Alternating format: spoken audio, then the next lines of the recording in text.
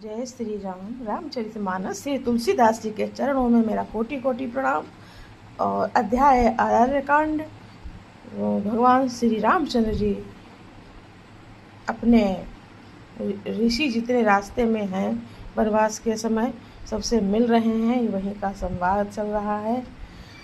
तो सो तुम जानहु अंतरयामी पुरवहु मोर मनोरथ स्वामी। सभी लोग लाइक कमेंट करना प्लीज और रामायण सुनो पढ़ो। अबिरल भगत विरति सतसंगा चरण सरोरुह प्रीति अभंगा। यद्यपि ब्रह्मय खंड अनंता अनुभव गम्य भजहि जहि संता। मुझे प्रगाढ़ भक्ति वैराग्य सत्संग और आपके चरण कमलों में अटूट प्रेम प्राप्त हो। यद्यपि ये आप अखंड और अनंत ब्रह्म हैं जो अनुभव से ही जानने में आते हैं और जिनका संत जन भजन करते हैं। असतव रूप बखानहु जानहु फिर सगुन ब्रह्म रति मानहु। संतन दासन देव बड़ाई ताते मोहि पूछो रघुराई। यद्यपि मैं आपके ऐसे रूप को जानता हूँ और उसका वर्णन भी करता हूँ, तो भी लौट लौट कर मैं सगुण ब्रह्म में आपके सुंदर स्वरूप में ही प्रेम मानता हूँ। आप सेवकों को सदा ही बढ़ाई दिया करते हैं। इसी से हे रघुनाथ जी आपने मुझे पूछा है प्रभु परम मनोहर ठाओ पावन पंचवटी तेहि नाओ। दंडक बन पुनीत प्रभु करहूँ उग्र शाप मुनि बर कर हरहूँ। हे प्रभु, एक परम मनोहर और पवित्र स्थान है, उसका नाम है पंचवटी। हे प्रभु, आप दंडक वन को जहाँ पंचवटी है पवित्र कीजिए और श्रेष्ठ मुनि गौतम जी के कठोर शाप को हर लीजिए। वास करहूँ तहर रघुकुल राया की जय सकल मुनिन पर दाया। चले राम मुनि आय सुपाई तुरत ही पंचवटी नियराई। हे रघुकुल के स्वामी, आप सब मुनियों पर दया करके वहीं निवास कीजिए। मुनि की आज्ञा पाकर श्री रामचंद्र जी वहां से चल दिए और शीघ्र ही पंचवटी के निकट पहुंच गए। सो तुम जानहु अंतर्यामी पुरवहु मोर मनोरथ स्वामी। गीधराज से भेंट भई बहुविधि प्रीति बढ़ाए। गोदावरी निकट प्रभु रहे परन ग्रह छाए। जय श्री राम। दुआ संख्या 13 आरण्य कांड। वहाँ गृधराज जटायु से भेंट हुई। उसके बाद साथ बहुत प्रकार से प्रेम बढ़ाकर प्रभु श्री राम जी से गोदावरी जी के समीप पर्णकुटी छाकर रहने लगे। जब ते राम कीन तहाँ भाषा सुखी भये मुनि प्रीति त्रासा।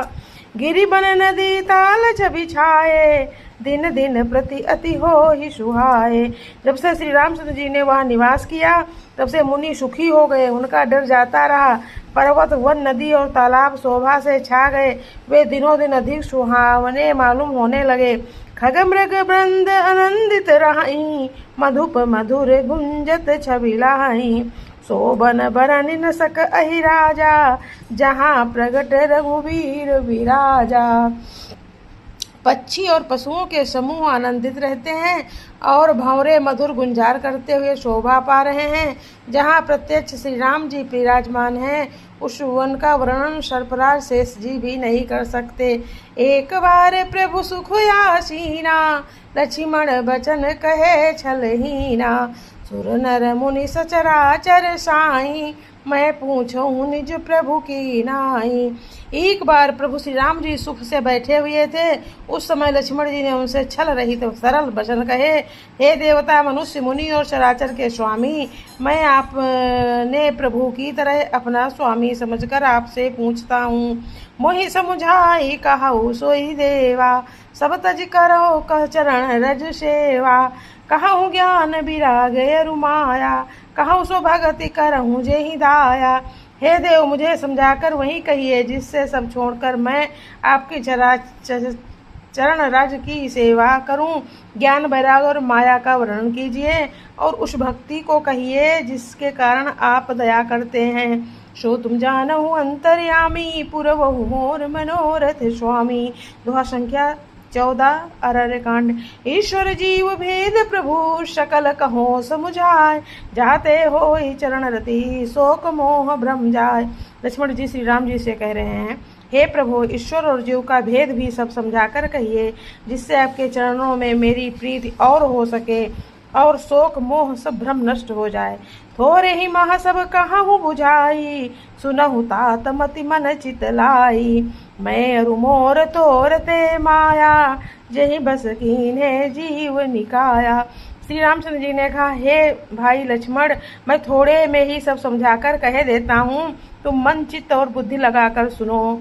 मैं और मेरा, तू और तेरा वही माया है, जिसने समस्त जीवों को बस में कर रखा है। गो गोचर जहाँ लगी मन जाई, सो सब माया जाने हो भाई। तेहि कर भेद सुनहु तुम सोऊ, विद्या अपरे अविद्या दो। इंद्रियों के विषयों को जहाँ तक मन जाता है, हे भाई, उस सब को माया जानना, उसके भी एक विद्या है और दूसरी अविद्या है। इन दोनों भेदों को तुम सुनो। एक दुष्ट अतिशय दुख रूपा, जा बस जीव पराभव कूपा। एक रचई जग गण गुण बस जाके, प्रभु प्रेरित नहीं निज बल जाता के। जय श्री राम। अब अगला कल पढ़ेंगे, आप लोग सुनिए। और लक्ष्मण जी ने पूछा, आप बताइए, तो रामचंद्र जी ने कहा, मैं थोड़े में ही आपको समझाऊंगा और आप चित्त और बुद्धि लगा करके उसको सुनना। अगला प्रसंग कल। जय श्री राम। अरण्य कांड है ये।